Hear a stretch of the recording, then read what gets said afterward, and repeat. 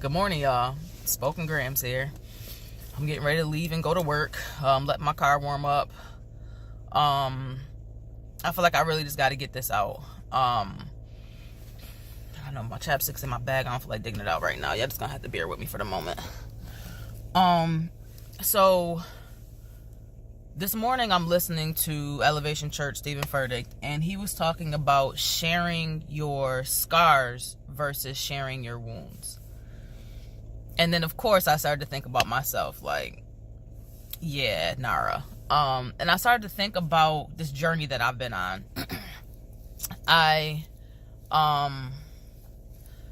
So the reason why I started to kind of like stop running from the rain or stop hiding from God was because I realized that my life, in a sense, was out of control.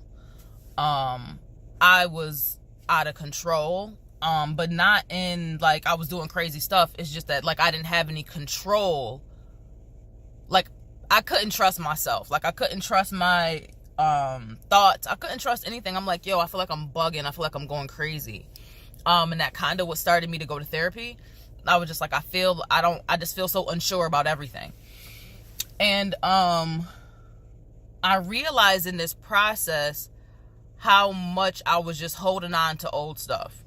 Like stuff from childhood, stuff from teen life, stuff from college, stuff from like early adulthood. Like I just realized how much crap I was holding on to, and like holding on to it like almost like a badge, like I've been through this. And it's like, for what? Like, why am I holding on to the hurt? You know what I mean? Like, why am I holding on to it just to be like, I've been through this, you know? And like I said, I just realized how much stuff I was holding on to. And he was talking about how people hurt us, but that we also hurt people. And I'm like, yeah, because at first I was like, yeah, people hurt me, you know, whatever. And it's funny because one time I hate social media, kind of, but whatever. So one day, in the midst of me trying to figure out my hurt and all of that stuff, I Facebook stalked and Instagram stalked a lot of people. And as I'm looking at everybody's stuff, I'm just like, yo, Nara, ain't nobody thinking about you. Like, I like came to that realization, like, Nara, you're holding on to all of this crap, but these people aren't thinking about you at all.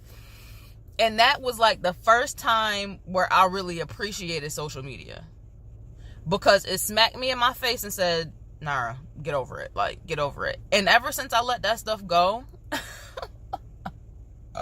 like when they say the Lord will give you a peace that surpasses all understanding, like he will dead give you a peace that surpasses all understanding. Like, if I talk to me in 2000, what year is this? 2021? If I talk to me in 2019, I will be arguing with myself about this stuff. I'm telling you. Like, I would be like, girl, it would be a mess because I was still holding on to it. Yo, Nara, let it go. And like, since I have let it go, I felt so much better. I feel so much better. And the fact that I let go of the control, or trying to control, I feel so much better. Like, it's crazy because it's funny because when I started dating my husband, so I don't want to get into the whole story because it's kind of a long story, but it's kind of not a long story. So when I first met my husband, I was 14. I was 14 years old. We had went on a trip to, I don't know if y'all remember the AXO program through the NAACP, but we had both went on the trip to go to the nationals or whatever. And this is where I met him.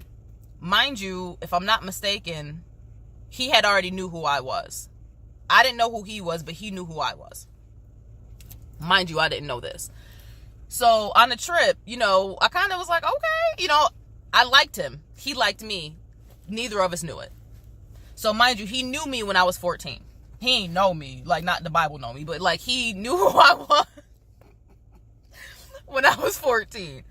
So that was funny.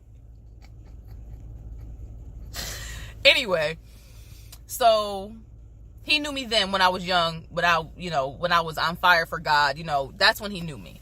And then when I met him as an adult, I was a completely different person, and he saw me as that, that I don't want to say good person, but he saw me as that good person. Because in my opinion, by the time I got to an adult, whatever.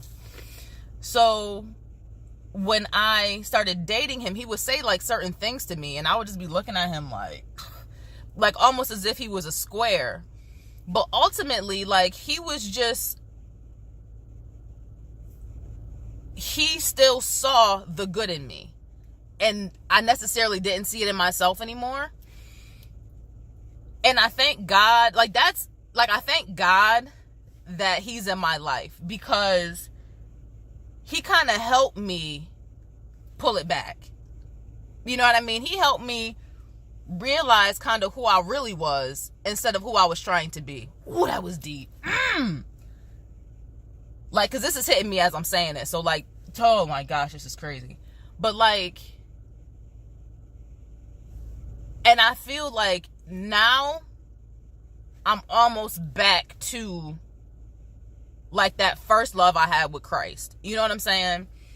And it's funny that I had to let go of all of that other stuff that I was holding on to. Like, literally, I was wearing that stuff with pride. Like, yes, I've been through these things, because I remember being little and thinking, like, everybody like, yo, I got a testimony and this is what I've been through and blah, blah, blah, blah. And I was like, but I don't have one. Like, I don't have a testimony. And now I got more than I can. Be careful what you wish for, ultimately. Like, because I got more than I need to. Child, please, we be here all day.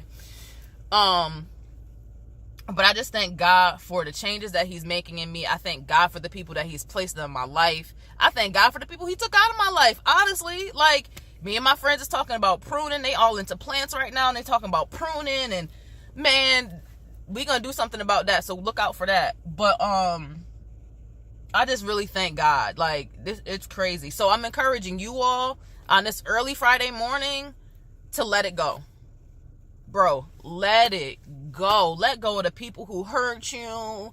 Let go of all, and I'm not saying belittle your experience. I'm not trying to belittle your experience. But what I am saying is, like, you aren't what you've been through. Like, those are the things that kind of built you into the person that you are, but that's not who you are. You know what I mean? And that's what I had to learn for myself. Like, Nara, this ain't you. This ain't you. You tried it, whatever, but this ain't you. So you need to go back to the real you. And I thank God that my husband constantly reminds me of the real me. Kill it together. Come on, Nara, pull it together. You almost finished. I'm just so thankful to God. Like, I'm just so thankful to God. Like, oh my gosh, I'm so thankful. Because, like,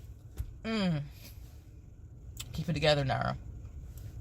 That song, I might do a spoken grams on this particular song, but Walter Hawkins, thank you, Lord, for all you've done for me. Now, I told y'all gospel music hit me different now. I was listening to that song one day, and I'm like, literally in my car, like, it could have been me outdoors with no food and no clothes, or just alone without a friend, or just another number with a tragic end. Like, that joint could have been me. You know what I'm saying? And I just thank God. Who pull it together? I thank God that it wasn't. I thank God that he rescued me. Like, I'm just thankful. So I'm telling you, you want to feel better? Seek God. Let it go. Let him, Jesus, take the wheel for real. Like, let him control your life. Let him be that person. And I'm so mad that I'm crying like this, but yo, this is real for me. Like, all of this is so real for me. And that's why I'm sharing it with you. I want y'all to feel this peace.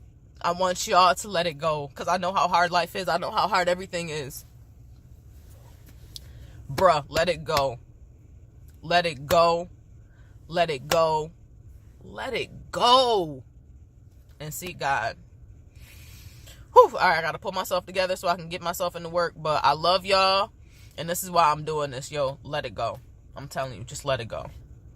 You'll be way happier when you let it go. All right, I love y'all. Spoken Grams out. Have a blessed day.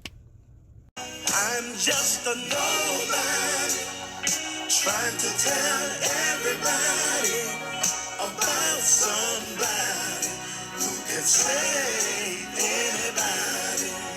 You said I'm just a nobody trying to tell everybody